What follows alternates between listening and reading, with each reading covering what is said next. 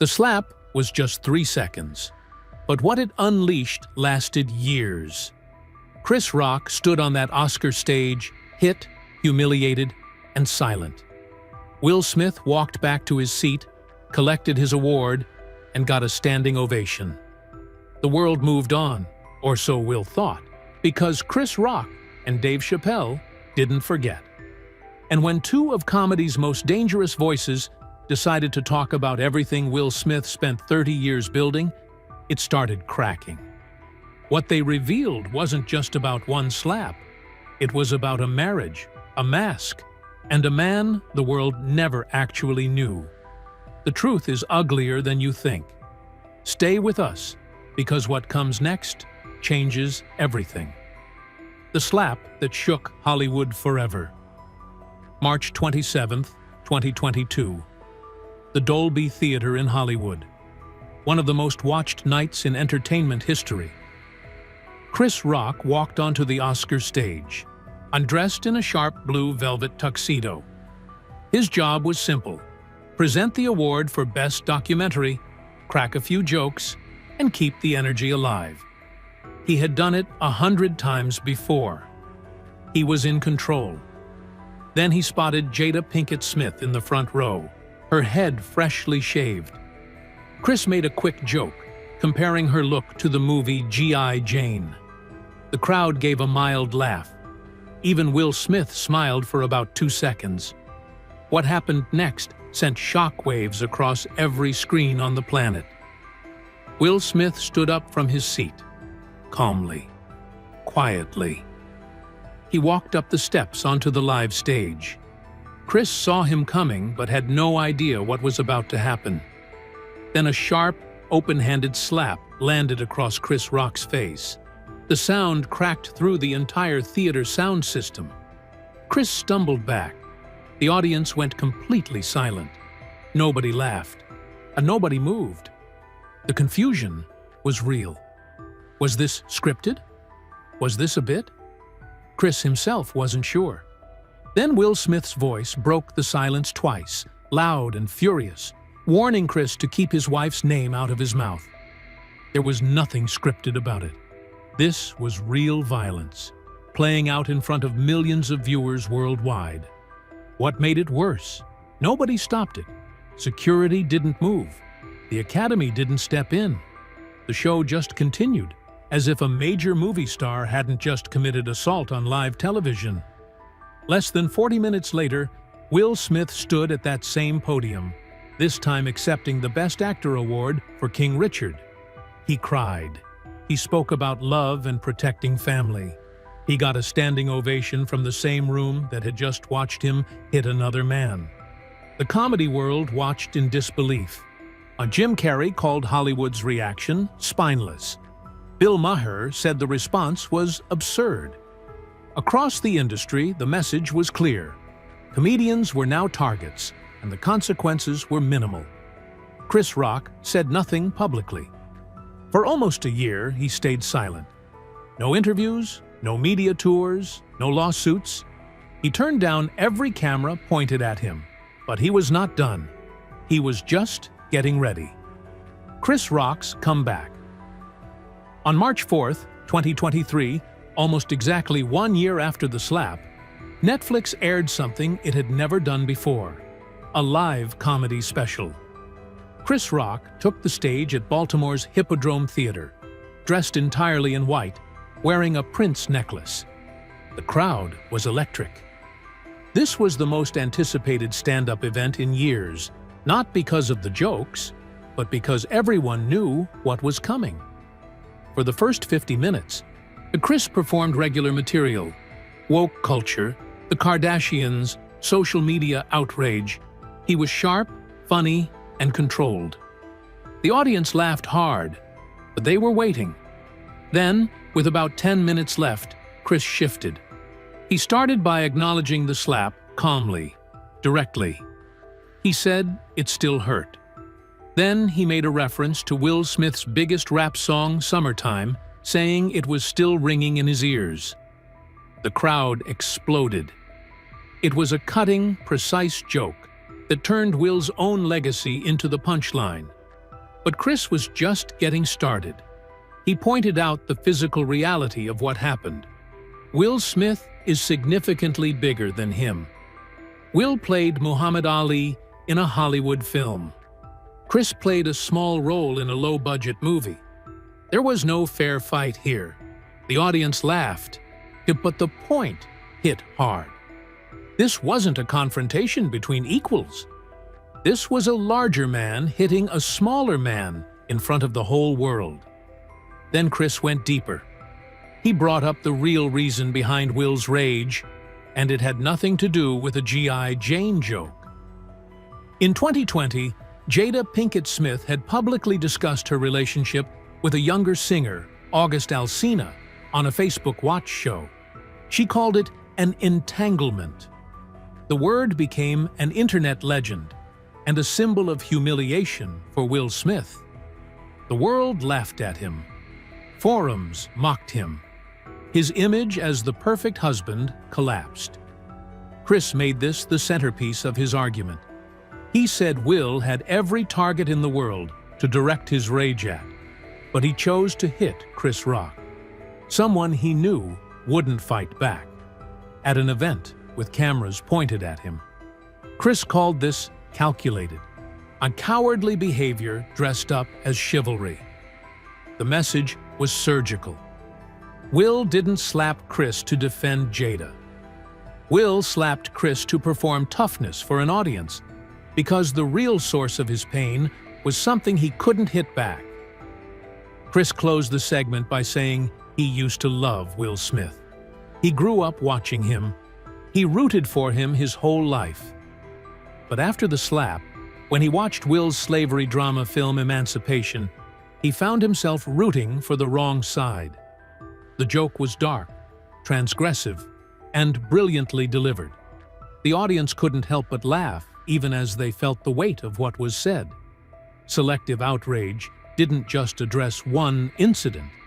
It was a full public autopsy of Will Smith's life, marriage, and psychology performed in front of millions on live television, with no way for Will to respond in the moment. And sources close to Will Smith later said he didn't watch the special himself, but had people summarize it for him. He was reportedly hurt and embarrassed. He felt Chris had crossed a line by attacking Jada again. He wanted it to stop. But the story wasn't over. Because 5 weeks before that Netflix special even aired, something else had already happened.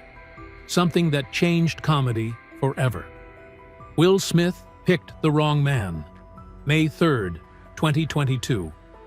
Just 5 weeks after the Oscar slap, before the world had even fully processed what happened, a man rushed the stage at the Hollywood Bowl during Netflix's comedy festival.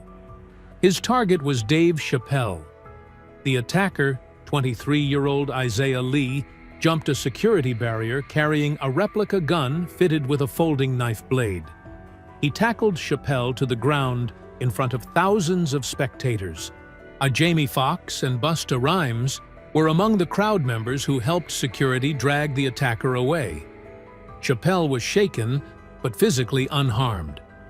2 days later, at a private show at the Comedy Store in Los Angeles, Dave Chappelle walked out on stage, and Chris Rock was right there with him. The two comedians, both having experienced onstage violence within weeks of each other, stood side by side. What followed became one of the most talked-about exchanges in comedy history. Chappelle joked to Chris that at least Chris had been attacked by someone of reputation, while Chappelle had been tackled by someone with leaves in his hair. Chris fired back with a response that floored the room. He told Chappelle that at least Chappelle didn't get hit by the softest person to ever rap. The crowd lost it. In one line, Chris had reduced Will Smith. He'd a Hollywood A-lister, an Oscar winner, a man who'd spent decades building an image of strength and power, to a punchline about being soft.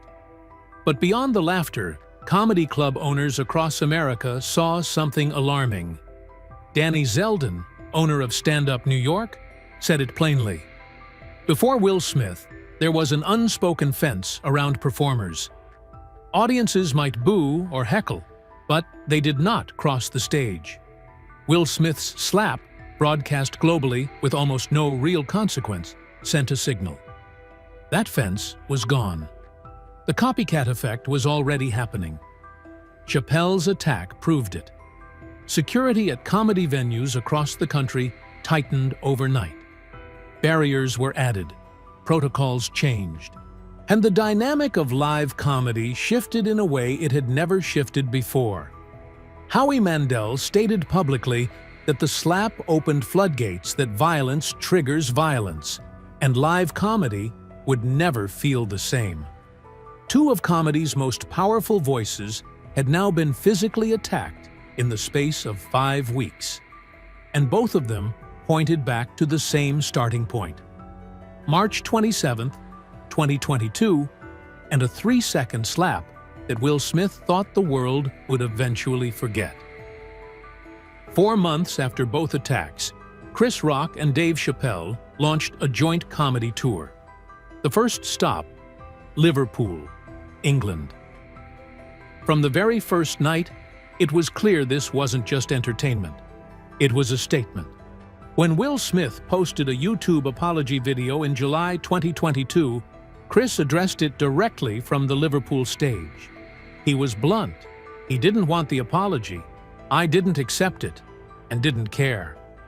He called it a hostage video, a PR calculation designed to clean up Will's image rather than show genuine remorse. The tour continued across Europe. Chris and Chappelle performed separately, but shared stages and riffed together on what they'd both experienced. Their joint presence was a message. Two comedians, both attacked, both still standing, both refusing to be silenced. 30 years of a perfect lie. On New Year's Eve 2023, Netflix released Dave Chappelle's latest stand-up special, The Dreamer. Unlike Chris Rock's selective outrage, which was a direct, angry dissection of Will Smith, Chappelle's approach was different. He wasn't going after Will. He was trying to understand him. Chappelle opened by describing the Oscar slap as one of the most surreal things he had ever witnessed on live television.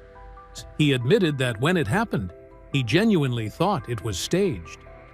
The idea that a beloved Hollywood star would physically assault someone at the Oscars felt impossible, like something from a reality TV script. But it wasn't scripted. And Chappelle knew exactly how Chris felt in that moment. He revealed that after the slap, he waited about 30 minutes, enough time for Chris to leave the venue and get to an after-party, then called him on FaceTime. When Chris picked up, the first thing he said was that Chappelle was the only person he had answered for. Barack Obama had called. Oprah had called. Dozens of the most powerful people in the world had reached out. Chris Rock ignored all of them. He only picked up for a fellow comedian. That detail alone says everything about what happened on that stage. Chris didn't want celebrity sympathy or media attention. He wanted to talk to someone who understood what it actually meant to be attacked in the middle of a performance, in the middle of your work. Chappelle then explored the idea that shaped his entire perspective on the incident. He said Will Smith wore a mask of perfection for 30 years. From The Fresh Prince to blockbuster films, to his carefully maintained image as the clean, family-friendly megastar, Will had performed a version of himself that was flawless, lovable, and controversy-free. He was America's everyman. And then, on the biggest night of his career, in front of the largest possible audience, the mask came off. Chappelle said Will showed the world he was just as ugly as the rest of us. Not in a condemning way, but in a human way. The rage that had built up from years of public humiliation, a very public marriage crisis, and the crushing pressure of maintaining perfection, all of it exploded in 3 seconds on a live stage. And then Chappelle said something that surprised people. He hoped Will wouldn't put the mask back on. That statement was both compassionate and challenging. He wasn't excusing the violence. He was saying that the world had finally seen the real Will Smith flawed, damaged, human, and that hiding it again would be worse than facing it. Chappelle also made clear that his empathy had a limit. He joked that while he didn't know what he would have done if Will had slapped him, he knew with certainty what Will would not have done afterward, and that was enjoy the rest of his evening. The implication was unmistakable. Chris Rock absorbed the hit quietly. Chappelle was signaling he would not have. Together, selective outrage and the Dreamer gave the world two very different but equally powerful responses to the same event. Chris came with fire, precision, and a public reckoning. Chappelle came with depth, psychology, and uncomfortable honesty. Neither of them let Will off the hook. They just used different keys to open the same door. Comedy changed forever. The ripple effects of what happened on that Oscar stage went far beyond Chris Rock, Dave Chappelle, and Will Smith. Before March 2022, there was an unspoken rule in live entertainment. You could hate a comedian. You could walk out, boo loudly, and never buy their ticket again. But you did not cross the stage. You did not put your hands on a performer. That line had held for decades. Will Smith erased it in 3 seconds. And what made it worse was the response, or the lack of one. No one removed Will from the venue, no criminal charges were filed, and 40 minutes later, he was celebrated with a standing ovation. To any unstable person watching anyone who had a grievance against a comedian, anyone who had been waiting for permission that moment sent a clear signal. The consequences are manageable. Dave Chappelle's attack 5 weeks later proved the theory right.